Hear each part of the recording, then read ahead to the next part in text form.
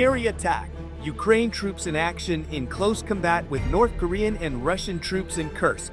Russian Marines, apparently backed by North Korean reinforcements, threw themselves at Ukrainian positions in Kursk Oblast in western Russia on Thursday. It was a bloodbath for the Russians, but don't expect them to stop attacking. The politics of Russia's 33-month wider war on Ukraine are in flux now that Republican Donald Trump has won the presidential election in the United States.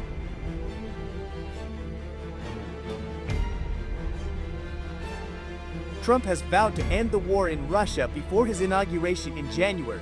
The Wall Street Journal obtained the details of Trump's plan, and they incentive the Russians to attack as hard as they can, as fast as they can in Kursk, losses be damned. That's because one of Trump's proposals is for Ukraine and Russia to agree to an armistice along the current front line.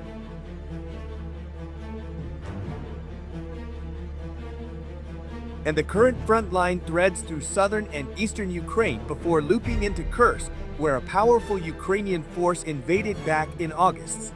If Trump's plan actually works, and that's a very big if, Russia would effectively surrender 270 square miles of Russian soil in exchange for the roughly 20% of Ukraine, that's 45,000 square miles it occupies.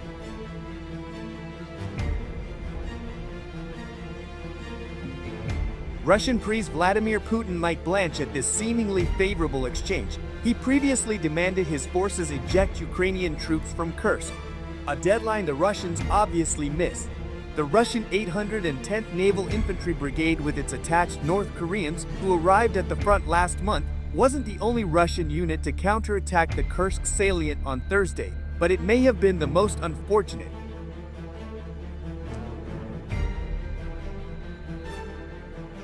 According to Kriegsforscher, a Ukrainian drone operator who is supporting the Ukrainian brigades in Kursk, the 810th Naval Infantry Brigade recently received a batch of 40 B-tier 82-wheeled armored personnel carriers to make good some of the losses it has suffered, while trying and failing to dislodge the Ukrainians in Kursk.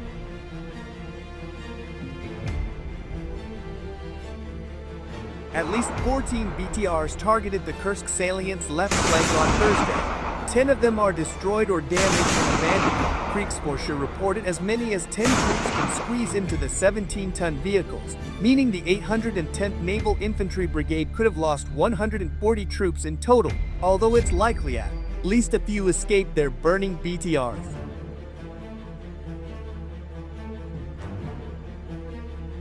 Kriegsforscher anticipated further assaults on the salient, and in the same places the Russian Marines just attacked in their BTRs. As I said before, the left flank and the center will be the hardest places in Kursk Oblast, Kriegsforscher noted. The Kremlin may accept heavy casualties as it tries to eliminate the Kursk salient. The trade eliminating the salient in exchange for hundreds or even thousands of lives might be worth it to Russia's leaders, but only if there's a realistic prospect of Trump's peace plan going into effect. Минометка, блядь, там миномет, пацаны! It's not clear that's the case. The main problem is that Trump is reportedly demanding a demilitarized zone all along the 800-mile front line, but isn't proposing any way of enforcing it. A demilitarized zone requires an enforcing presence to ensure compliance, pointed out Tatorigami, a Ukrainian analyst. Without a security force on the ground, it risks being ignored or frequently violated.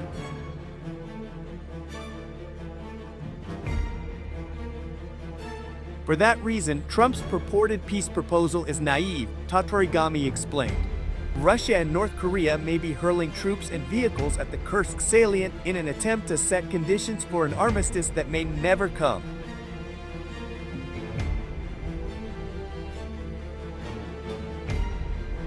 There are not enough Russian troops in this direction, so they are trying to attract military from North Korea there, he wrote. Russian forces had suffered high casualty rates in Kursk of almost 21,000 soldiers, including just under 8,000 killed, Syrskaya said. Neither Moscow nor Pyongyang have acknowledged the reports of North Korean troops fighting alongside Russians. John Kirby, Washington's national security spokesman, has said that if North Korean troops do engage in combat, they're fair game for Ukrainian forces.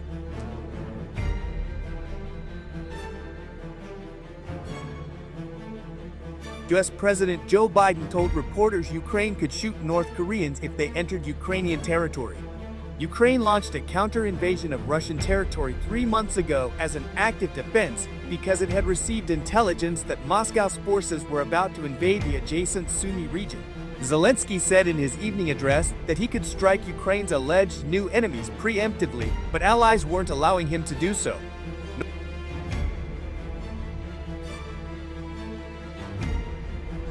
North Korea appeared emboldened by its new strategic partnership with Moscow, launching a new intercontinental ballistic missile (ICBM) last week that logged the longest flight time yet for a North Korean missile. Pyongyang's interest in putting troops on the ground against Ukraine stems from its desire to learn up-to-date military methods, said the Institute for the Study of War, a Washington-based think tank.